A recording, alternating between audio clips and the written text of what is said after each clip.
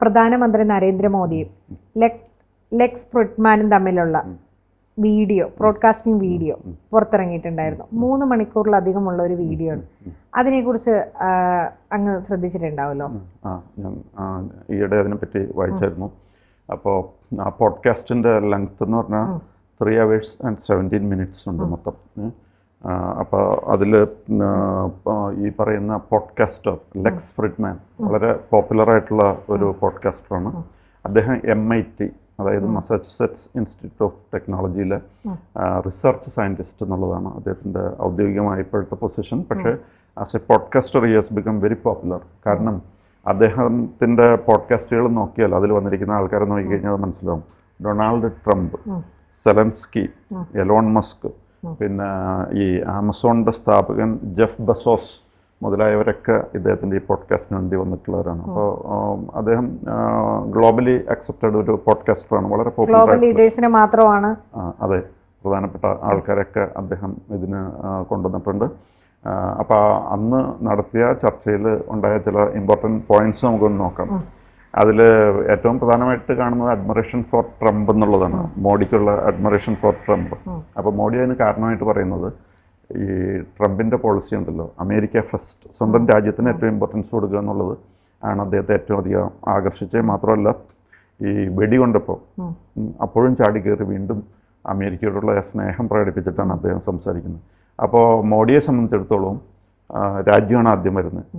India first എന്ന് പറയുന്നില്ലെങ്കിലും അദ്ദേഹത്തിൻ്റെ എല്ലാ പ്രവർത്തനങ്ങളിലും നമുക്ക് കാണാം ഇന്ത്യ ഫസ്റ്റ് എന്നുള്ളതാണ് അദ്ദേഹത്തിൻ്റെ കാഴ്ചപ്പാട്.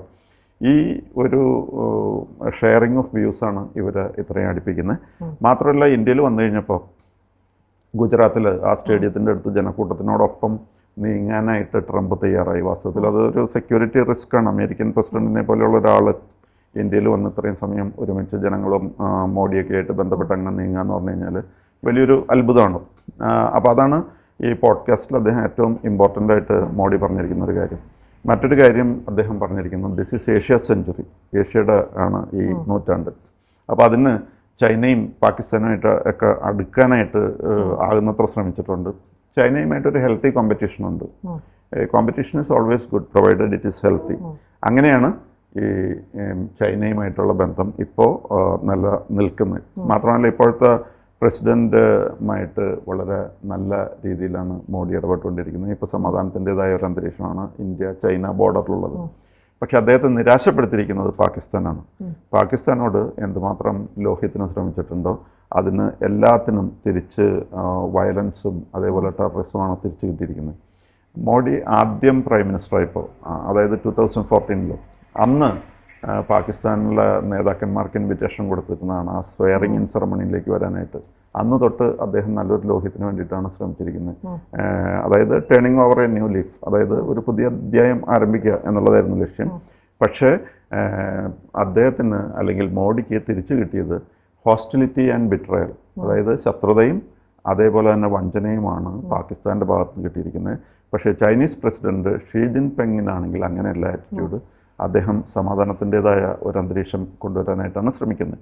അതാണ് ചൈന പാകിസ്ഥാൻ റിലേഷനെ പറ്റി പറഞ്ഞിരിക്കുന്നത്.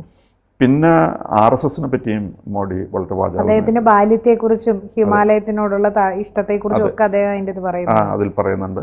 അപ്പോൾ അതിൽ വളരെ ഇമ്പോർട്ടൻ്റ് ആയിട്ടുള്ളൊരു പോയിൻ്റായിട്ട് പറഞ്ഞിരിക്കുന്നത് RSSനോടുള്ള അറ്റാച്ച്മെൻ്റ് ആണ്. അതായത് ലൈഫിൽ ഒരു പർപ്പസ് കണ്ടെത്താനായിട്ട് അദ്ദേഹത്തെ സഹായിച്ചത് RSS ആണ്. മാത്രവുമല്ല അദ്ദേഹം ഹി കൺസിഡേഴ്സ് ഹിംസെൽഫ് ബ്ലെസ്സഡ്. അദ്ദേഹത്തിന് ജീവിതത്തിലൊരു അനുഗ്രഹമായിട്ടാണ് കാണുന്നത് ഈ RSSുമായിട്ടുള്ള ബന്ധം. RSSനെ അദ്ദേഹം വിശേഷിപ്പിക്കുന്നത് എ സീക്രട്ട് ഓർഗനൈസേഷൻ എന്ന് പറഞ്ഞിട്ടാണ് RSSനെ വിശേഷിപ്പിക്കുന്നത്. പിന്നെ മറ്റൊരു കാര്യം പറഞ്ഞിരിക്കുന്നത് ഹി ഓൾവേസ് വെൽക്കംസ് ക്രിറ്റിസിസം. ജനാധിപത്യത്തിൻ്റെ ഏറ്റവും പ്രധാനപ്പെട്ട ഒരു ഫാക്ടറാണ് ഈ ക്രിറ്റിസിസം എന്ന് പറയുന്നത്. അത് ഏത് രീതിയിൽ വന്നാലും അതിനെ സ്വാഗതം ചെയ്യുന്നു എന്നാണ് പറഞ്ഞിരിക്കുന്നത്.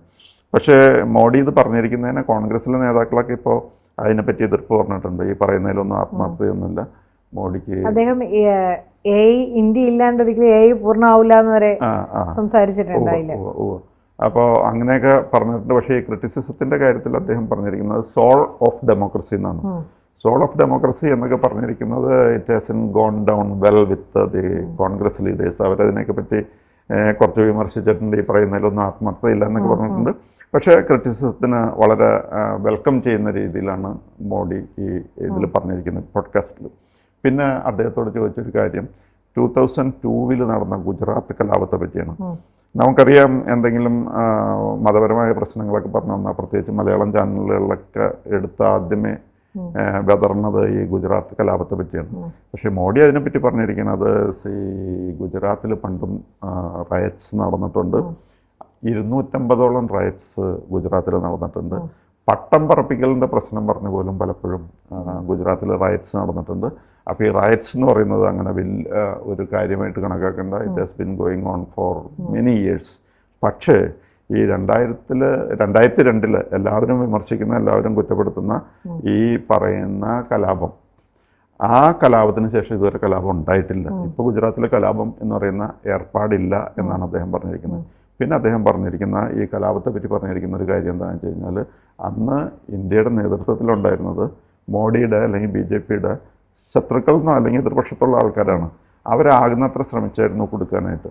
പക്ഷേ കോടതി ഇദ്ദേഹത്തെ വെറുതെ വിട്ടു. അതുകൊണ്ട് ഇനി ഗുജറാത്ത് റൈറ്റ്സിനെ പറ്റി അധികം സംസാരിച്ചിരിക്കുന്നതിൽ കഥയില്ല. ഇതൊക്കെ ഗുജറാത്തിൽ പണ്ടുതൊട്ടേ ഉള്ള കാര്യങ്ങളാണ്. 250 റൈറ്റ്സ് ഉണ്ടായെന്ന് പറഞ്ഞല്ലോ.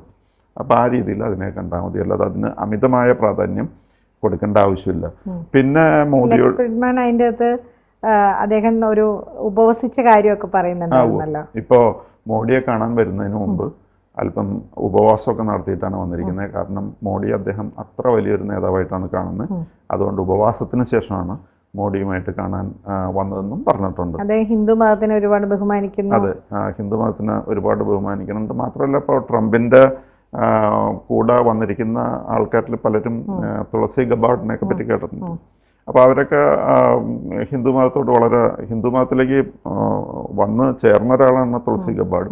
അങ്ങനെ പലരും ഹിന്ദു മതത്തോട് റെസ്പെക്റ്റ് കാണിക്കുന്നവരും, പിന്നെ ട്രംപിനാണെങ്കിലും ഹിന്ദു മതത്തോട് വളരെ റെസ്പെക്റ്റാണ്. കാരണം ഹിന്ദുസ് അമേരിക്കയിൽ പോയിരിക്കുന്നവർ അല്ലെങ്കിൽ എവിടെ നിന്ന് വന്നവരായാലും ഹിന്ദുക്കളെ കൊണ്ട് അമേരിക്കയിൽ യാതൊരു പ്രശ്നവും ഉണ്ടായിട്ടില്ല. അവർ രാജ്യത്തിൻ്റെ സുസ്ഥിരതയ്ക്ക് വേണ്ടിയിട്ടാണ് വർക്ക് ചെയ്തിരിക്കുന്നത്, രാജ്യസ്നേഹത്തോടു കൂടിയാണ് വർക്ക് ചെയ്തിരിക്കുന്നത് എന്നുള്ള രീതിയിൽ ട്രംപിന് ഹിന്ദു മതത്തോട് ബഹുമാനമാണ്. പല ഹിന്ദു ആൾക്കാരെയും അദ്ദേഹത്തിൻ്റെ ഈ പറയുന്ന ഇപ്പോഴത്തെ പുതിയ അഡ്മിനിസ്ട്രേഷനിൽ ചേർത്തിട്ടുമുണ്ട്. അപ്പോൾ ഹിന്ദുക്കളോട് പൊതുവിൽ ട്രംപിന് വളരെ താല്പര്യമാണ്. അത് ഇപ്പോഴും അതങ്ങനെ തുടർന്നുകൊണ്ടിരിക്കുന്നു. പിന്നെ മോഡിയോട് ചോദിച്ച മറ്റൊരു കാര്യം ഈ റഷ്യ-യുക്രൈൻ പ്രശ്നത്തെ പറ്റിയാണ്. അപ്പോൾ മോഡി പറഞ്ഞത്, ഞാൻ ഈ കാര്യത്തിൽ ന്യൂട്രലല്ല, എനിക്കൊരു പക്ഷമുണ്ട്. ഞാൻ യുക്രൈൻ്റെ പക്ഷത്തുമല്ല റഷ്യയുടെ പക്ഷത്തുമല്ല, ഞാൻ സമാധാനത്തിൻ്റെ പക്ഷത്താണ്. എൻ്റെ പക്ഷം അതാണ്, ഈ സമാധാന പക്ഷം എന്നുള്ളതാണ് എനിക്ക് ഇതിനെപ്പറ്റി ഉള്ള കാഴ്ചപ്പാട്. പിന്നെ അദ്ദേഹം പറഞ്ഞിരിക്കുന്ന മറ്റൊരു കാര്യം എന്താണെന്ന് വെച്ച് കഴിഞ്ഞാൽ, ഇത് ഈ റഷ്യ-യുക്രൈൻ പ്രശ്നത്തിന് പരിഹാരം ഉണ്ടാകുന്നതെന്ന് അവിടെ ഇവിടെയും ചർച്ചകൾ നടന്നുകൊണ്ടൊന്നും കാര്യമൊന്നുമില്ല. ഇപ്പോൾ നേറ്റോയിലെ മെമ്പേഴ്സായ ആൾക്കാർ പലയിടത്തും ഇരുന്ന് ചർച്ച ചെയ്യുന്നുണ്ട്, അല്ലെങ്കിൽ മറ്റുള്ളവർ ചർച്ച ചെയ്യുന്നുണ്ട്. പക്ഷേ ഇതിന് പരിഹാരം ഉണ്ടാവണമെങ്കിൽ റഷ്യയും അതേപോലെ യുക്രൈനും നേരിട്ട് ചർച്ച നടത്തണം. നേരിട്ടുള്ള ചർച്ചകൾ നടക്കുന്നില്ല. അതേപോലെ ഈ സെലൻസ്കിയും പുടിനുമായിട്ടുള്ള ചർച്ചകൾ നടക്കുന്നില്ല. ബാക്കിയുള്ളവർ പലരും പലയിടത്തും ചർച്ചകൾ നടക്കുന്നുണ്ട്. പക്ഷേ റഷ്യയും യുക്രൈനെയും അല്ലെങ്കിൽ അവരുടെ നേതാക്കളെയും കൂട്ടിയിട്ടുള്ളൊരു ചർച്ച നടക്കുന്നില്ല.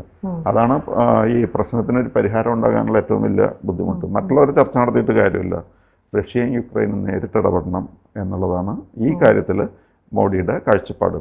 അപ്പോൾ അങ്ങനെ ചർച്ച നീണ്ടുപോയി കഴിഞ്ഞപ്പോൾ പല മറ്റു കാര്യങ്ങളെ പറ്റിയും ചർച്ച നടത്തി. അതിലൊരു കാര്യം ഫുട്ബോളിനെ പറ്റിയാണ്. ഫുട്ബോളിൽ ഏറ്റവും ഇഷ്ടമുള്ള കളിക്കാരൻ ഏതാണെന്ന് ചോദിച്ചു. അപ്പോൾ മോഡി പറയുന്നത് അദ്ദേഹത്തിന് പഴയ തലമുറയിലുള്ള ആൾക്കാർക്കൊക്കെ മാരഡോണയാണ് ഇഷ്ടം. പക്ഷേ ഇപ്പോൾ പുതിയ തലമുറ വന്നു കഴിഞ്ഞപ്പോൾ നമ്മുടെ മെസ്സിയോടും താല്പര്യമുണ്ട്. പിന്നെ ഈ സംഭാഷണം നടന്നത് ഹിന്ദിയിലാണ്. പക്ഷേ AI ഉപയോഗിച്ച് ക്ലോൺ ചെയ്ത് അത് ഇംഗ്ലീഷ്, റഷ്യൻ ഭാഷകളിൽ ഈ പോഡ്കാസ്റ്റിൽ ലഭ്യമാക്കിയിട്ടുണ്ട്. അപ്പോൾ ഇംഗ്ലീഷിലും ഇത് കേൾക്കാം, റഷ്യനിലും കേൾക്കാം. അതാണ് കാര്യം. അപ്പോൾ ഇങ്ങനെ ഇപ്പോൾ ഈ ലെക്സ് ഫ്രിഡ്മാൻ എന്ന് പറയുന്ന ആൾ മോഡിയുടെ ഉള്ളിൽ ഇപ്പോൾ മുഴുവനും എല്ലാ ഉള്ളിലുള്ള വിചാരങ്ങളും ഒക്കെ ഈ പോഡ്കാസ്റ്റിൽ വളരെ ഭംഗിയായിട്ട് കൊണ്ടുവന്നിട്ടുണ്ട്. മാത്രമല്ല ഇത്രയും വലിയ ആൾക്കാർ ഇതേപോലെ അവരുമായിട്ട് സംസാരിച്ചിട്ടുള്ള ഒരു ആളാണ് അദ്ദേഹം. അതായത് ലോകത്തിലെ ഏറ്റവും സെലിബ്രിറ്റീസ് എന്ന് പറയാവുന്ന ആൾക്കാരെ അദ്ദേഹം ഇതിനു മുമ്പ് തന്നെ ഈ രീതിയിൽ ഇൻ്റർവ്യൂ നടത്തിയിട്ടുണ്ട്. അതിൽ നേരത്തെ പറഞ്ഞ പോലെ Donald Trump, Zelensky, Elon Musk, അതേപോലെ ആമസോണിൻ്റെ സ്ഥാപകൻ ജെഫ് ബെസോസ് മുതലായവരൊക്കെ വന്നിട്ടുണ്ട്. പിന്നെ ഒരുപക്ഷെ ഒരു മലയാളി, ഈ ഗൂഗിളിൽ ജോലി ചെയ്യുന്ന ഒരു മലയാളിയുമായിട്ട് ഇതേപോലെ ചർച്ച നടത്തിയിട്ടുണ്ടെന്ന് തോന്നുന്നു. അദ്ദേഹത്തിൻ്റെ പേരെന്തോ ദിലീപ് എന്നോ മറ്റാണ്. അപ്പോൾ അങ്ങനെ ഇപ്പോൾ ഈ മോഡിക്ക് ഹൃദയം തുറന്ന് അദ്ദേഹത്തിൻ്റെ മനസ്സിലുള്ള എല്ലാ വികാരങ്ങളും വിചാരങ്ങളും, രാജ്യത്തെക്കുറിച്ചുമൊക്കെ ഉള്ള വളരെ അഭിമാനകരമായ കാര്യങ്ങളെല്ലാം തുറന്നു പറയാൻ ഒരു അവസരം ലഭിച്ചിരിക്കുകയാണ്.